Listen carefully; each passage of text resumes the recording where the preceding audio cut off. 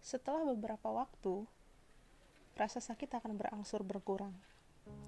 Akan ada fase di mana kamu mengerti sebuah alasan di balik ini semua dan mengerti mengapa dia memutuskan untuk pergi.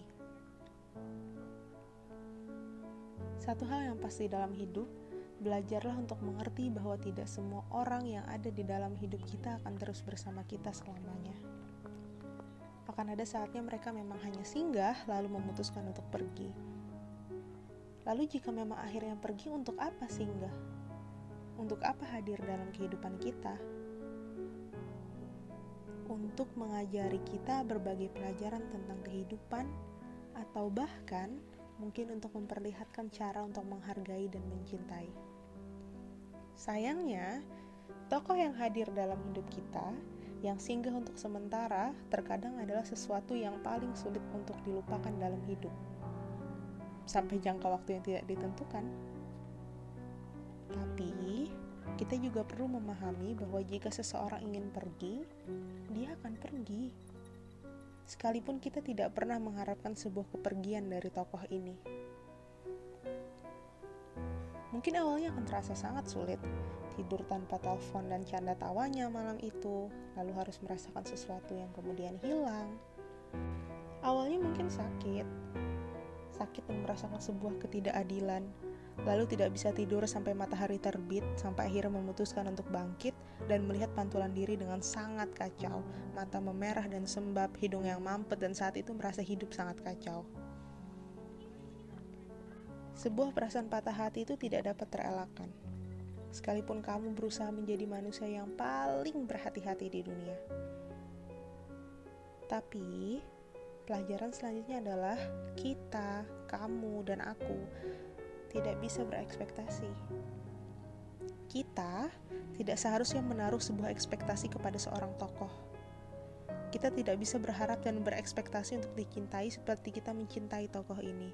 Kita tidak bisa berekspektasi untuk diberikan kasih sayang dan perhatian seperti kita memberikan itu semua kepada tokoh ini. Dan itu adalah sebuah kebenaran menyakitkan yang harus kita terima. Bagaimanapun kita menunjukkan rasa cinta kepada tokoh ini, tidak akan pernah menjadi penentu bahwa ia akan memberikan cinta yang sama, dan hal ini tidak hanya berlaku dalam sebuah hubungan romantis, tapi juga dalam hubungan pertemanan.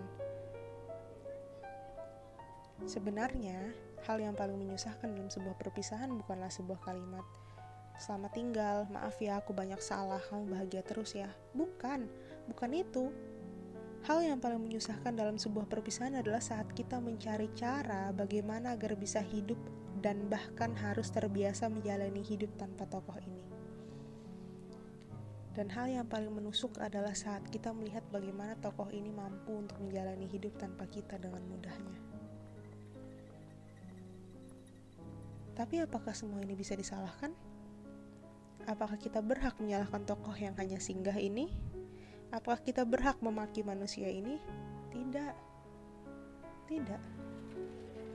Sebuah konsep cinta adalah membiarkan orang yang kita cinta menjadi bahagia, termasuk jika bahagianya tidak bersama kita.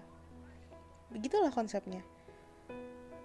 Tapi percayalah, akan ada saatnya kita bertemu pada sebuah keadaan di mana kita mengerti dengan baik tentang apa dan pelajaran apa yang diberikan oleh tokoh yang singgah ini.